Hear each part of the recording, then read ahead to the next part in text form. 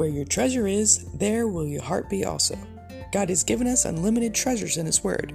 Every time we open it, we can discover a new treasure or admire an old one. What will we find today? Let's dig in. Here's Carla Early with Treasure Hunt in the Word.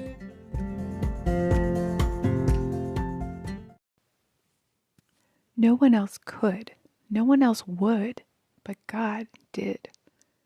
Yesterday we talked about the hope we find in the Lord. The only hope we have in this world is the salvation God provided to us through His Son, Jesus Christ. But just think, He did that before we were even born. He knew we would be born into sin. We'd be born His enemies, already in Satan's realm. He knew we'd never be worthy of what He did for us, no matter how hard we tried. Yet Romans 5:5 says He poured out His love on us. Don't you see the passion that God has for us in that phrase? He poured out His love into our hearts by the Holy Spirit who He gave us. He poured out Himself on the cross and into our hearts to overflowing. We don't have a little or enough. We have an abundance of His love. Let's keep reading though.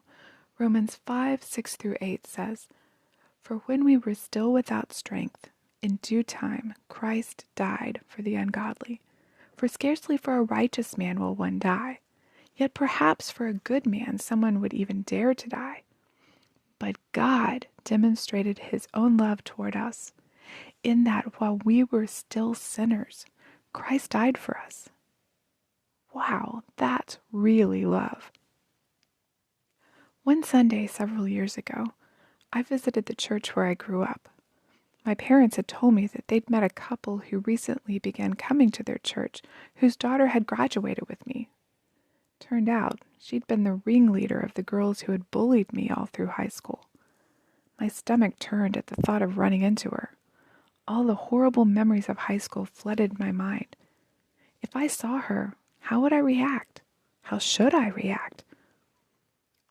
They went on to tell me that she'd been divorced and was now a single mom and was having a really rough time.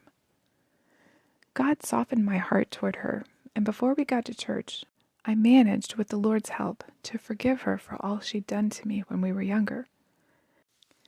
When we sat down in the service, I found myself directly behind someone who looked very much like the former school bully.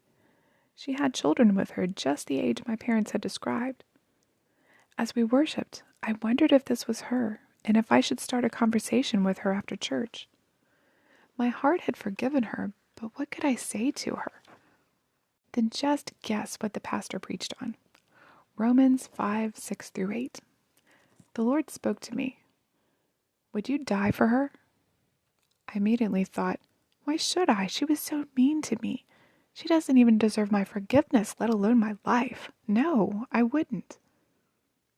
But that's what I did for you. The Lord left it at that. No, I didn't deserve His forgiveness or His sacrifice, but He died for me because He loved me and didn't want me to spend eternity in hell. As I sat in that pew that morning, the Lord flooded my heart with love for this woman who had hurt me so much, and He showed me in a real way how He had demonstrated His love for me.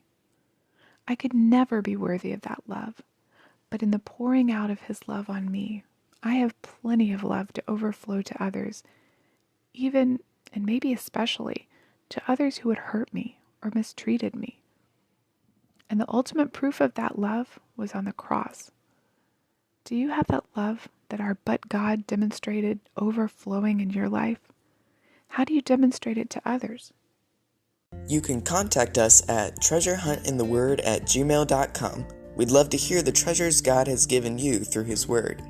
You can listen to other episodes at our website, which you can find in the description below.